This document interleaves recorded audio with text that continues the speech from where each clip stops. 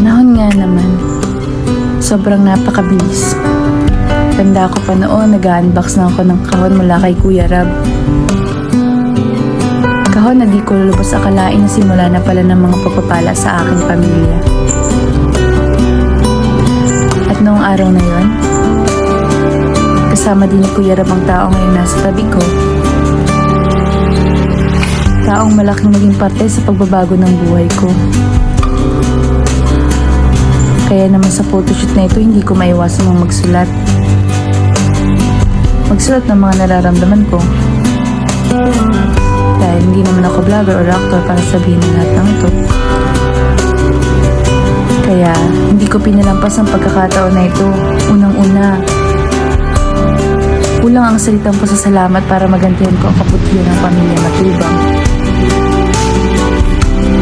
Kaya hindi ako magsasawang bigkasin ito sa bawat pagkakataon na pwede ko itong sabihin. Hindi ako magiging si Beyonce na nakikita niyo ngayon na may maayos na mga kasuotan, malaki at matibay na tahanan, masaya at busog na pamilya, may bawal sa aking pag-aaral, may apartment, marami pang iba.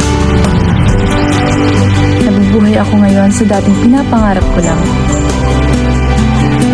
Pati mga magulang ko napalitan ng bawat luha tuwing namumroblema kami sa aming kakainin sa araw-araw.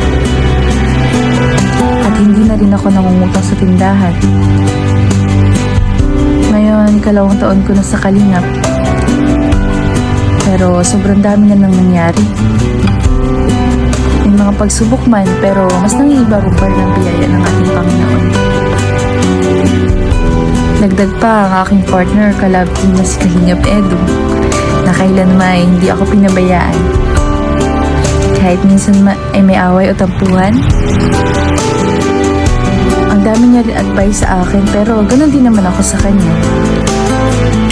Nagdadamayan kami sa lahat ng problema. Tahimik lang siya pero napakalalim niyang uminawa at umintindi. Kaya salamat sa iyo kung mapapakinggan mo man ito. Masaya ako at nakilala kita. Saka na tayo umamin. Char. Panahon nga naman. Sobrang napakabilis. Tanda ko pa noon, nag-unbox na ako ng kahon mula kay Kuya Rab. Kahon na di ko lubos akalain na simula na pala ng mga pagpapala sa aking pamilya. At noong araw na yon, kasama din ni Kuya Rab ang tao ngayon nasa tabi ko. Taong malaking naging parte sa pagbabago ng buhay ko. Kaya naman sa photoshoot na ito, hindi ko maiwasan mong magsulat. Magsulat ng mga nararamdaman ko. Dahil hindi naman ako vlogger or actor para sabihin ng lahat ng ito. Kaya hindi ko pinalampas ang pagkakataon na ito. Unang-una, kulang ang salitang pasasalamat para magantihan ko ang kabutihan ng pamilya Matubang. Kaya hindi ako magsasawang bigkasin ito sa bawat pagkakataon na pwede ko itong sabihin. Hindi ako magiging si Beyonce na nakikita niyo ngayon na may maayos na mga kasuotan, malaki at matibay na tahanan, masaya at busog na pamilya, may bawal sa aking pag-aaral, may apartment, marami pang iba. Nabubuhay ako ngayon sa dating pinapangarap ko lang. Pati mga magulang ko napalitan ng bawat luha tuwing namumroblema kami sa aming kakainin sa araw-araw. At hindi na rin ako nangungutang sa tindahan. Ngayon, 2 taon ko na sa kalingap. Pero sobrang dami na nang nangyari.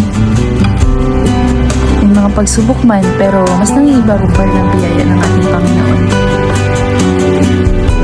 Nagdag pa ang aking partner, kalab team na si Kalingap Edu, na kailanman hindi ako pinabayaan. Kahit minsan ay may away o tampuhan. Ang dami niya rin advice sa akin, pero ganoon din naman ako sa kanya. Nagdadamayan kami sa lahat ng problema.